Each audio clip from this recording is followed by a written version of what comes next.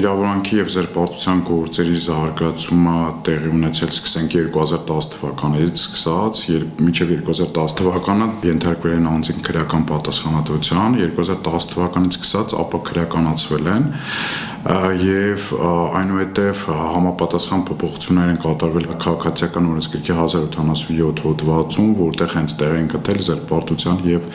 վիրավորանքի վերաբերյալ պատասխանատվությունը, ինչը վիրավորանքը, ինչը զերպարտությունը եւ դրա հետ կապված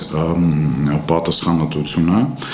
մեծամասամբ բոլոր գործերում էլ դատարանը ինքն է որոշում եւ հենց այդ ամենաչափը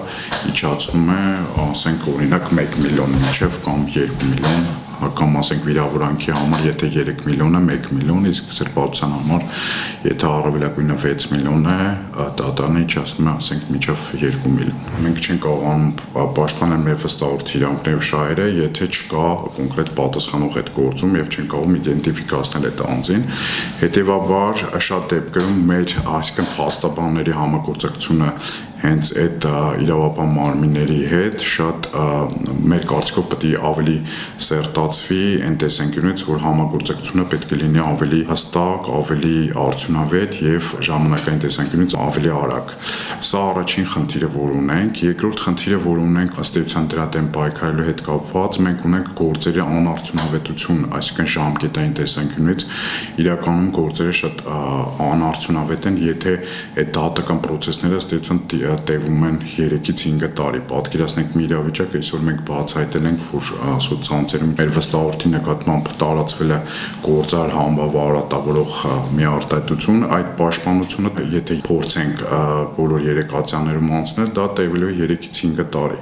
Այս տեսանկյունից գտնում եմ, որ քաղաքացիական դատավարության օրենսգրքում անհրաժեշտ է կատարել որոշակի փոփոխություններ, այ հենց այս սպეციფიկ գործերի հետ կապված, օրինակ դրա, ասենք, դատական ժամկետը որպես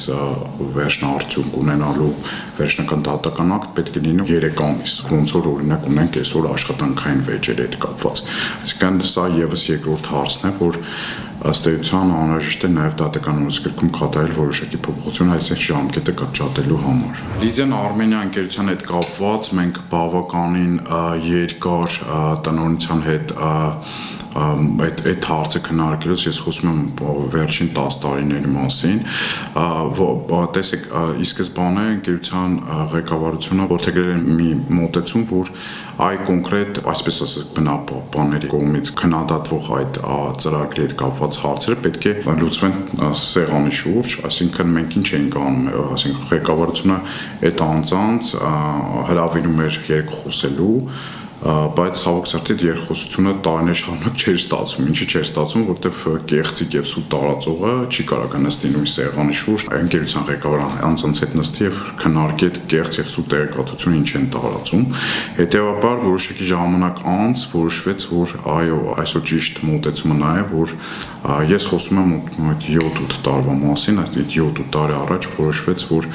այո, այդ նման կեղծ սուտ եւ ապատեղեկատվություն տարածողների նկատմամբ միակ լուծումը նա է, որ ուղղակի վերջինս նկատմամբ ներկայացնել պահանջներ եւ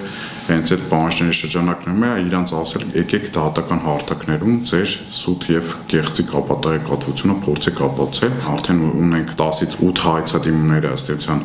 բավարարվել են եւ մտել են ունենք օրինական ուժի մեջ մտած դատական ակտեր, որտեղ այ հենց այդ հիմնական այն անձինք, որոնք հենց որդեգրել էին մի իրավիճակ, որ այո պետք է տարիներ շարունակ կեղծիք եւ սուտը տարածել եւ վերջինս նկատմամբ ունենք հենց այդ դատական ակտերը, որ ստեյցիան հենց այդ անձինք արդեն իսկ համարվել են որպես զերպարտողներ։ Մի դեպքում էլ հիշում եմ քաղաքացիական վերաքննիչ դատարանը ստեյցիան արձանագրել է, որ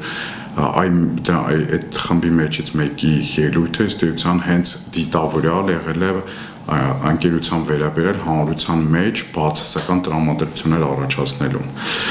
Մենք ունենք այսօր այդ դատական ակտերը, որոնք ուժի մեջ են եւ որոնցով արձանագրվել է, որ հենց այդ անձիկ զերպարտող են եւ այսպես է անկերությունը գտել, որ ճիշտ է պայքարել սուտ ու կեղծիքի նկատմամբ։ Սա եւս նաեւ կիրառում է ուրիշ այլ հանքարդյունանող անկերությունները, որոնք ըստ էության եւս համարում են, որ դա ճիշտ մոտեցումն է, որտեղ այսօր ունենք իրավիճակ, որ հենց Այդ դրա շնորհիվ է, որ վերջիններս այսօր որոշակի արտահայտություն անելուց առաջինը մտածում են արդյոք սա հենց այն կշռադատված կամ բալանսավորված խոսքն է կամ խոսույթն է կամ արտահայտություններ, որը չի վիրավորում կամ արատավորում ընկերությունների բարեհամբավը։ Այս դրա հետ կապված արդյունավետությունը իհարկե կա։ Բացի այդ, վիրավորանքի սրբատության դեմ նաև մեր պրակտիկայից ելնելով մենք հասկանում ենք, որ դրա դեմ նաև արդյունավետ միջոց է այլ խստացնել հենց այն փոխհատուցման գումարի չափը։ Ես նշեցի, որ 3 միլիոնը զերբարտության մասով դառել է 6 միլիոն, 1 միլիոնը վիրավորանքի համար դառել է 3 միլիոն, բայց կարծում եմ, որ շատ ճիշտ կլինի, որ ընձրական փոփոխություններ լինի, որ այո խստացվի, ես չեմ ասում քրեականացնել այդ պատասխանատվությունը, այլ կոնկրետ եթե 6 միլիոն է, ասենք առավելագույն չափը, այլ սահմանել մոտավորապես 20 միլիոն։ Սա ուղղակի գտնում ենք, որ նման խիստ անհամաչափ պատասխանատվություն կիրառել ըստ էության պետք է եւ անհրաժեշտ։